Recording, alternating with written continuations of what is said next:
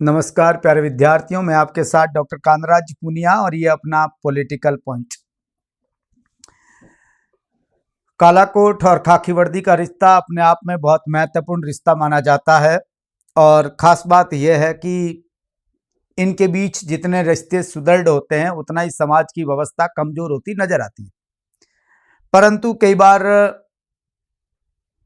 आपसी रिश्ता बिगड़ जाता है तो दोनों ही आपस में ताकत आजमाने लग जाते हैं और अंततः जो परिणाम होता है वो मुझे नहीं पता क्या होता है, मगर जैसा जोधपुर में देखने को मिल रहा है मेरी कहने की जरूरत नहीं है।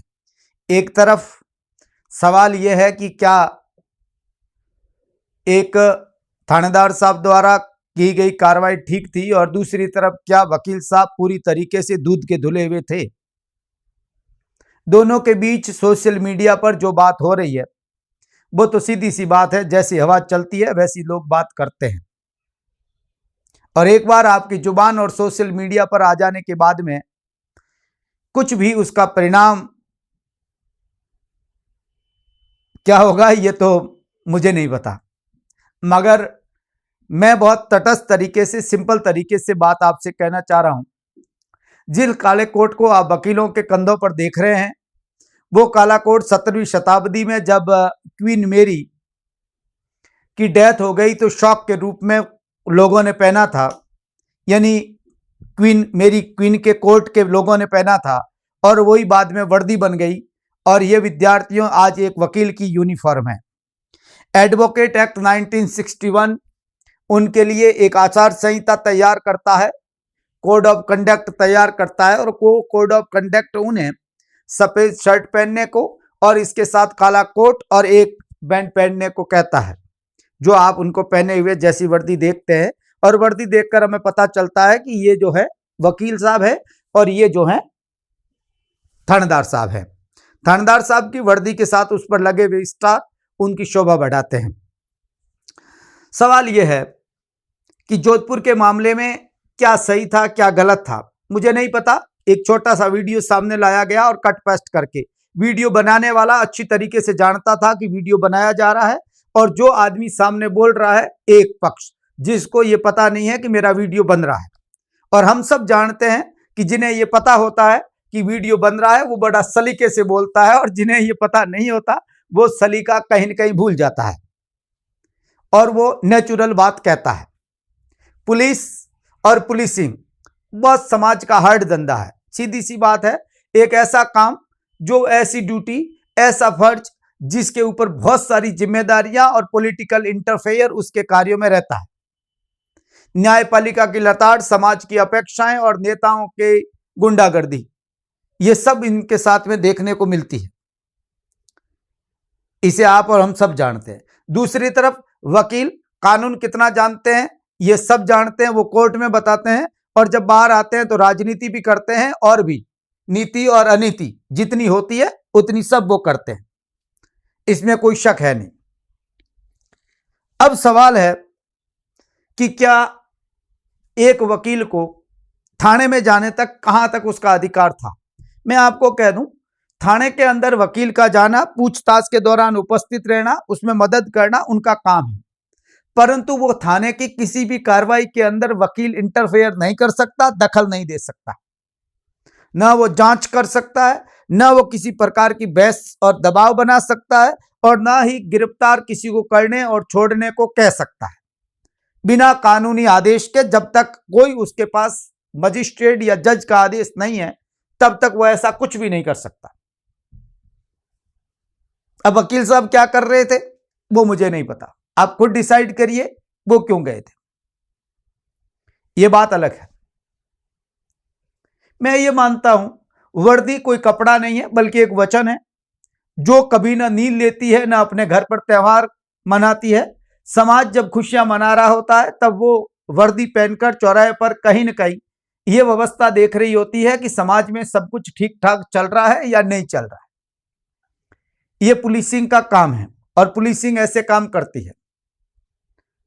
वकील ये देखता है कि कहीं गलती हुई है तो उस गलती को किस प्रकार से कानून कहां पर फंस सकता है वो बात की जाए और अपने आप को कैसे कानून का एक बड़ा जानकार मानकर कानून से ऊपर रखा जाए। ये चीज आपने देखी है वीडियो में। किसी भी पब्लिक पैलेस पर इस प्रकार की स्थिति पैदा होना, जो थाना एक पब्लिक पैलेस है, सीधी सी बात है, पब्लिक स्टेशन है, और वहां पर यदि जाकर इस प्रकार की बातें होती है और वहां 4-5 वकील पहुंचते हैं, मामला क्या है मुझे कहने की जरूरत नहीं है, मगर मैं ये मानता हूं कि हमें ये समझना चाहिए, सच बोलना चाहिए, और जहां तक हो वर्दी का सम्मान करना चाहिए, भले ही वो फौज की है और भले ही पुलिस की है, ये हमें देखना चाहिए। और किसी भी पक्ष को एक तरफा किसी को ट्रोल करना और ये कहना कि ये गलत था, ये सही था, ये भी बात एक तरह से मेरी ख्याल से तो ठीक नहीं है। पुलिस कानून में बंधी हुई है, उनका किसी प्रकार का कोई यूनियन नहीं बनाई जा सकती, ना ही वो किसी प्रकार का विरोध कर सकते हैं, ना हड़ताल पर जा सकते हैं, इसलिए वो नहीं बोल रहे। यदि वो थोड़ा बहुत लिख देते हैं कि हमारा हमीर हमारा जमीर है, तो वो सीधी सी बात है, वो एक संकेत है कि देखिए समाज एक तरफ है मगर हमारी भी कुछ न कुछ डिग्निटी है और हम कुछ न कुछ कर रहे हैं। पुलिस के प्रति समाज के सामान्य आदमी की सोच ये रहती है कि वो भ्रष्ट है, पैसे लेते हैं और पैसे लेकर ही काम करते हैं, बिना पैसे ये कुछ करते नहीं। मगर दूसरी तरफ जो पक्ष है वो बिना पैसे काम करता है या नहीं करता है और क्या करता है ये सब जानते हैं। मुझे ज्यादा डिस्कस नहीं कर, डर लगता है, समझ रहे, मुझे डर लगता है और मैं बहुत डरता हूं। मुझे इसमें सबसे बड़ा पक्ष जो लगा, पुलिस के ऊंचे पदों पर बैठे हुए अफसर पुलिस का कहीं न कहीं जो जमीर है वो जिंदा नहीं रखना चाहते। उनके पास बोलने की कैपेसिटी नहीं है और वो राजनीतिक चमचागिरी में अपनी सीट को बचाने के लिए और कोर्ट के सामने मीठे बोलकर काम चलाना चाहते। पक्ष रखने का उनको भी पूरा अधिकार होता है, मगर वो एक बार इस मामले को हल्का करने के लिए जो तरीका अपनाते हैं, वो तरीका कई बार किसी अधिकारी के लिए और उसके कॉन्फिडेंस के लिए, उसके मनोबल के लिए बहुत खतरनाक होता है। वो केवल एक अधिकारी की बात नहीं थी, यहां केवल एक अमीर नहीं था, बल्कि पूरा का पूरा पुलिस का एक महकमा, जिसमें एक थानेदार जो सीट पर बैठा हुआ आदमी है, जो जिम्मेदार है, फील्ड वर्क का सबसे बड़ा अधिकारी है, उस अधिकारी के टूटते हुए मनोबल को देखकर मुझे तो ऐसा लगता है कि ये सब कुछ जो हो रहा है वो ठीक नहीं है।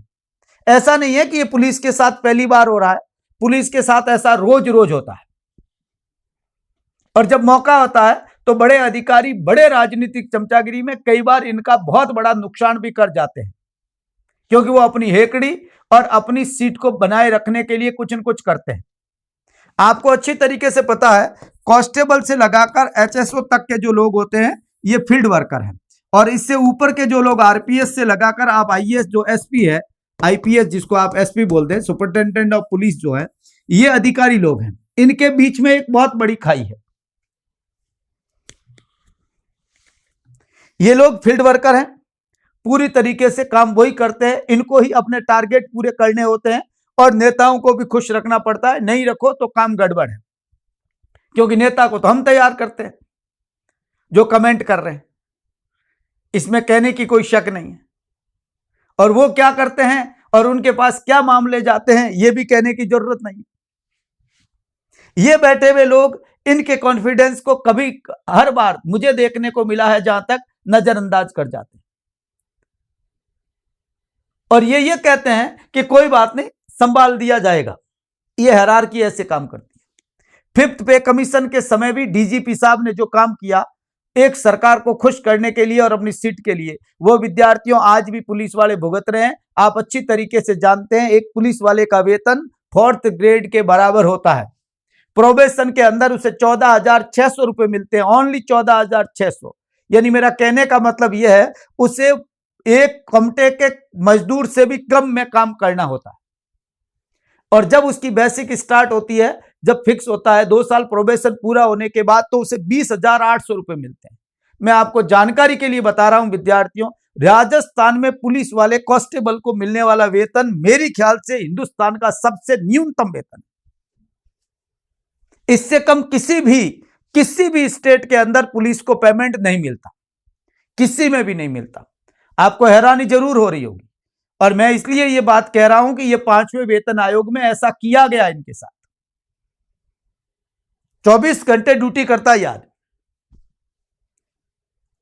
मैं किसी पक्ष की बात नहीं कर रहा हूं, जोधपुर का मामला अपनी जगह रखिए आप, मुझे अच्छी तरीके से पता है कि आप उसको ही नजर, क्योंकि आपका एक ही व्यू है मीडिया पर, हम देखने के बाद वही अनुमान लगा पाते हैं जो चल रहा है, मगर कुछ और भी पक्ष हो सकते हैं। पे स्केल फोर्थ ग्रेड के बराबर 18,000 न्यूनतम है, आप अच्छी तरीके से जानते हैं 7 पे कमीशन का, इनको मिलता है 20,800।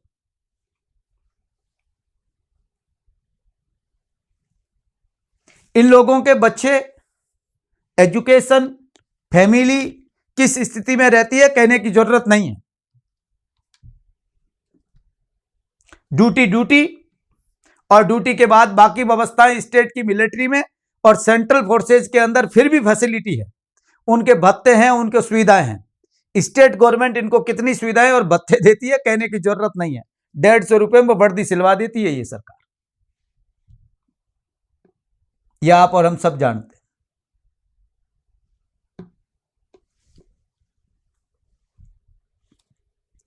सिविल सामान्य आदमी जो अपने आप को नागरिक कहता है, वो ये इनके प्रति ये सोच रखता है, और जो इनके प्रति शब्दावली और पर्यायवाची शब्द यूज किए जाते हैं वो मुझे कहने की जरूरत नहीं है, क्योंकि मेरी नजर में मैं ये मानता हूं कि आज आर्मी से ज्यादा यदि कोई चुनौतीपूर्ण सर्विस है, आर्मी से भी ज्यादा मैं आपसे कहता हूं, क्योंकि टेक्नोलॉजी के साथ आर्मी सिंपल हुई।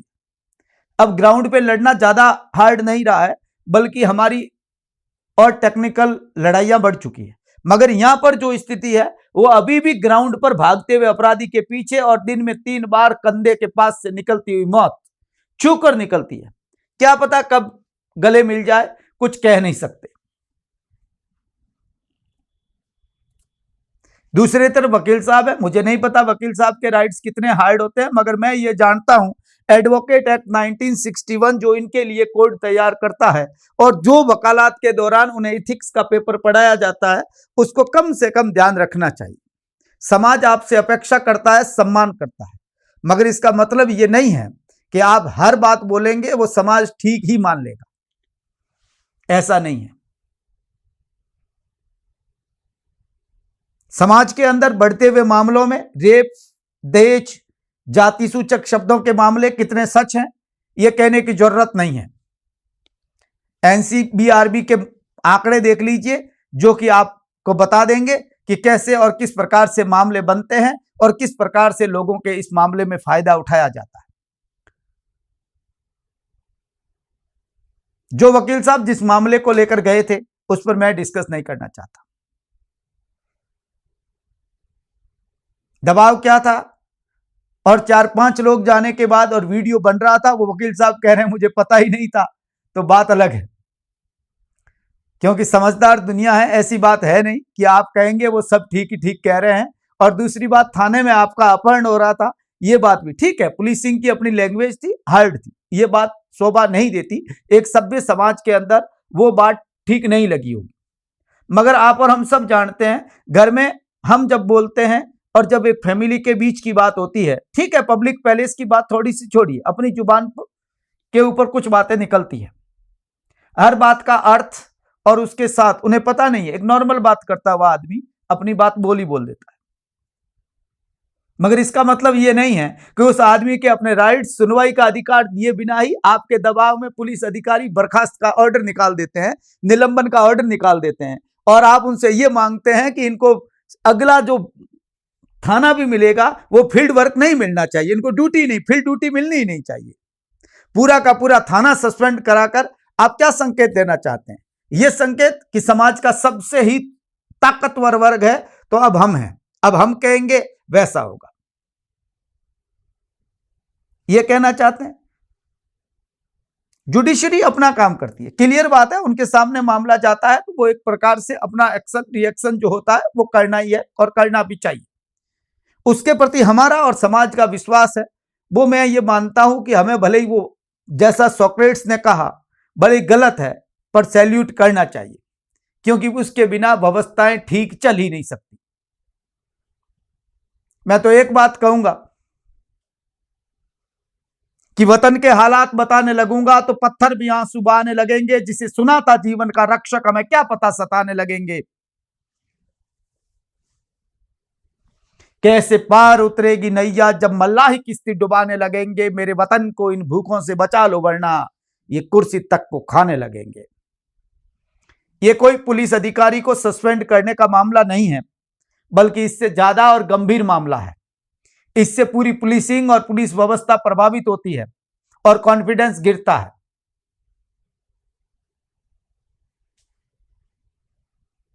मेरी बात हो सकता है गलत लगती हो आपको, मगर मैं जो बात कह रहा हूं वो मुझे जैसी लग रही है वैसी कह रहा हूं। आप इससे सहमत हो ये कोई जरूरी नहीं है,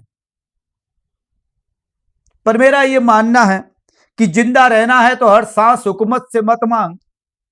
अगर मुंसिफ है खुदा तो रहमत अदालत से मत मांग। जिंदगी भीख है अगर तो ना मिलना ही बेहतर, और अगर हक है तो इतनी मजबूरी से मत मांग। ये राइट्स मौका देना चाहिए। और पुलिस पर सवाल खड़े होने के बाद, ये जो बातें आने के बाद में बहुत सारा कुनबा जो टीचर और दूसरे मेरे जैसे पेशे से जुड़े हुए लोग आराम से नौकरी करते हैं, उनको ये लगता है कि देखिए ये ठीक हुआ, तो आप गलत है। बदलती हुई व्यवस्थाओं के अंदर और जैसे समाज के अंदर माहौल बनाया जा रहा है, ये किसी के लिए भी ठीक नहीं हो सकता। सुनवाई सही टाइम अच्छे से, मैं मानता हूं कि कोई भी गलत हो सकता है, पुलिस गलत नहीं है। यहां पुलिस के अंदर एक व्यक्ति गलत है, होगा, है कि नहीं है, मैं तो नहीं कहता। यदि उनको पूरा मौका और सुनवाई का अधिकार मिलने के बाद आप उन्हें पहले एक तरीका अपनाते, डायरेक्ट आपको सस्पेंड करें, इतना मुझे नहीं लगता कोई गंभीर अपराध था। और यदि था, कोर्ट ने कहा है गंभीर, लगा होगा कोर्ट को, कुछ लगा होगा, मुझे नहीं पता। वकीलों के और जजों के बीच का क्या रिश्ता है, ऐसा बेंथम ने लिखा है, मुझे नहीं पता, वो आप सब जानते हैं। पर एक बात क्लियर है, जलते घर को देखने वालों, फूस का छप्पर आपका भी है। आग के पीछे तेज हवा है, आगे मुकद्दर आपका है। उसके कत्ल पे मैं चुप था, मेरा नंबर अब आया। उसके कत्ल पे मैं चुप था, मेरा नंबर अब आया, और मेरे कत्ल पे आप चुप हैं, अगला नंबर आपका है। हम वे लोग नहीं बने जो प्लासी के मैदान के बाहर खड़े होकर ताली बजाएं और बाद में कहें कि हिंदुस्तान जिंदाबाद या मुर्दाबाद। यह बात कहना हमारा फिर काम नहीं रहेगा। इसलिए मैं एक ही बात आपसे कहता हूं, हम केवल प्लासी के युद्ध के बाहर खड़े हुए आदमी नहीं, बल्कि हम रणक्षेत्र में उतरते हुए व्यक्ति होने चाहिए, नागरिक होने चाहिए। हमारी समझदारी और सही तरीके से काम करना, एक वाजिब बात करना, सही बात करना, और केवल किसी के प्रति कुछ भी गलत कमेंट करके आप ये जताना चाहते हैं कि हम ठीक हैं, तो वहां पर मेरी ख्याल से आप ठीक नहीं, आप बहुत गलत दिशा में एक समाज को दिशा देने वाले व्यक्ति हैं। कभी किसी ने कहा कि डिस्ट्रिक्ट लेवल पर पुलिस के लिए और पुलिस अधिकारियों के लिए, बच्चों के लिए, इन लोगों के लिए, इनके तो जरूरत नहीं है साहब, ये तो अलग ही सिस्टम से आते हैं, इनका स्केल अलग है, इनका ग्रेड अलग है, इनका पेमेंट स्केल अलग है। इन लोगों का पेमेंट स्केल तो आप देख रहे हैं ना, ये है। इनके बच्चों के लिए डिस्ट्रिक्ट लेवल पर पुलिस स्कूल होने चाहिए। किसी ने कहा, समाज के आदमी, किसी लीडर ने कहा, किसी बड़े अधिकारी ने कहा, अधिकारी ने यह कहा, ऊपर से ऊपर बैठे हुए अधिकारी ने यह कहा कि इनको ज्यादा वेतन की जरूरत नहीं है और इनको परिणाम भुगतने पड़े। सोचिए आप, किसी ने नहीं कहा। किसी ने कहा पुलिस की नौकरी इतनी हार्ड है, इस नौकरी के अंदर जो पोस्ट है, वो पद हैं, उनकी वर्दी करके उनको ज्यादा रखे जाए ताकि एक ड्यूटी जो है, लोड है, वर्क लोड है, वो कम रहे। कोई नहीं कहता। कभी चौराहे पर खड़े पुलिस वाले के उसकी हालात 24 घंटे दौड़ते, भागते, चालान काटते हुए देखकर आपको कभी लगा कि खड़े होकर इनको सैल्यूट करे? नहीं लगा। क्यों? क्योंकि सोच आपकी यह है कि यहां पर यह ड्यूटी नहीं कर रहा है, बल्कि पैसे एकत्रित कर रहा है। ये आपकी सोच है। भ्रष्टाचार केवल ये नहीं है, भ्रष्टाचार के कई तरीके में जो आप सोच रहे हैं उसके सिवाय भी बहुत सारे तरीके हो सकते हैं।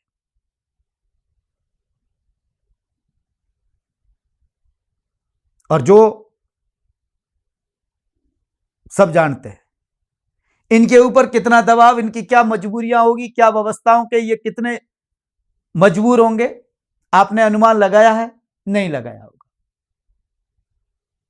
आपने ये सोचा कि ये आप जाने के बाद में आपसे वैसे बात करेंगे जैसे फ्री बैठा हुआ एक अधिकारी, ऑफिस के अंदर बैठा हुआ एक सिविल अधिकारी जैसे बात करता है वैसे बात करेगा।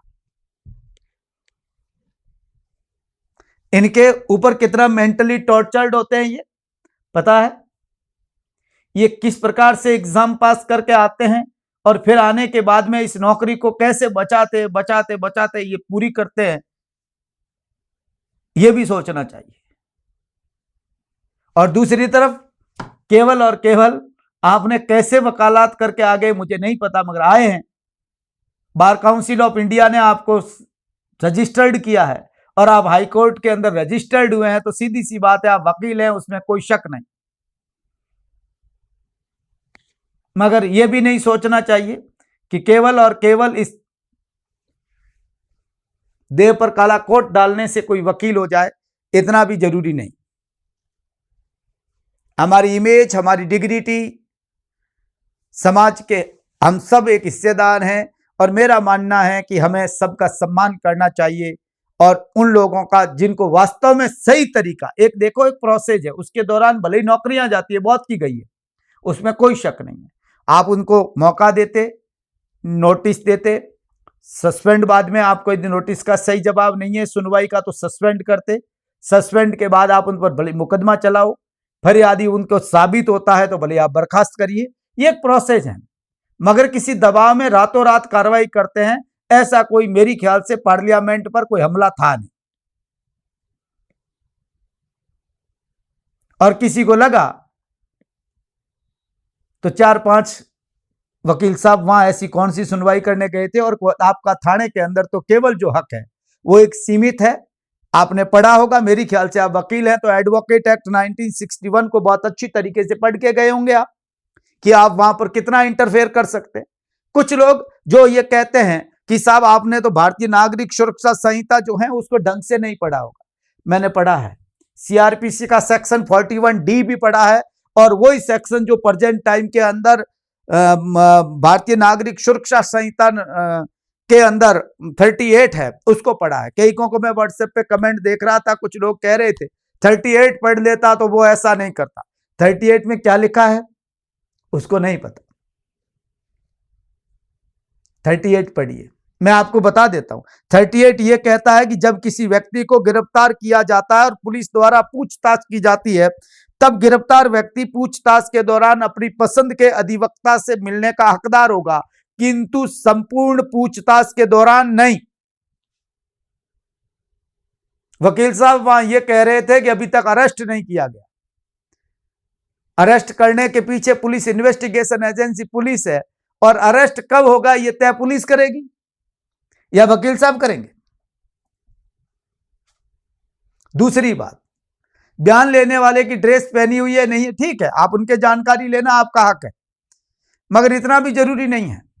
प्रैक्टिकल आप ग्राउंड पे जी रहे हैं तो केवल कागजी भाषा बोलकर आप ये दिखाना चाहते हैं कि वीडियो अच्छा बन जाए, और भी तो तरीके थे। दूसरा, आप जिस केस को लेकर जा रहे थे और जिस बात कह रहे थे वो समाज और दुनिया जानती है कि कितना सच और कितना सही है। मैं किसी के ह्यूमन राइट और वुमन राइट की बात नहीं कर रहा, मगर ये हकीकत सबको पता है। मैं ज्यादा कुछ नहीं कहना चाहता, बस ये है हमें बहुत सम्मानपूर्ण तरीके से इनका सम्मान करना चाहिए, पुलिसिंग की इज्जत करनी चाहिए। ये लोग वो मेहनती लोग हैं जो समाज के लिए एक महत्वपूर्ण हिस्सा है, और यदि हम इसका सम्मान करेंगे तो ये लोग भी हमारा सम्मान करेंगे, और यदि हम लोग इनका सम्मान नहीं कर सकते तो हम इनके अंदर भी हमारे सम्मान की खोज करेंगे तो वहां हमें बहुत कम मिलेगा। बहुत बहुत धन्यवाद विद्यार्थियों, थैंक यू।